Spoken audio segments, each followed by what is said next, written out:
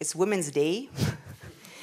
And don't you think it is a little bit sad, with all respect for Mr. de Guindos, that there are always men appointed for the ECB, and that the presence of women in the Governing Council is still so rare?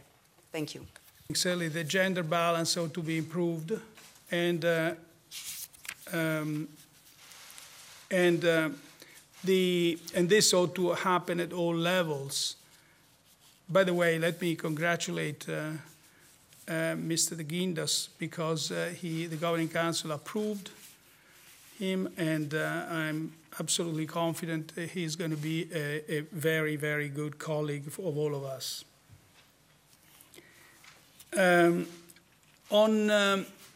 far as the ECB is concerned, there will be a press release, because we also are working on improving our gender situation, and there will be a press release stating what sort of initiatives we've undertaken, the board has approved recently.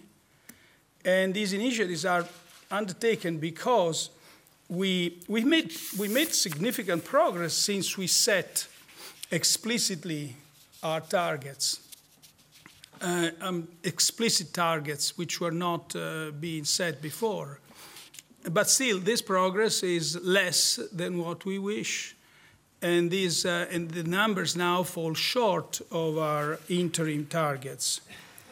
So we introduced the gender targets in 2013, and the interim right now, actually the end of last year, 27% of management positions were held by women, compared with an interim target of 29%.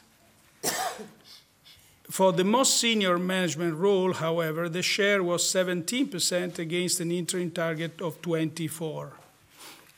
So we got to do some work here.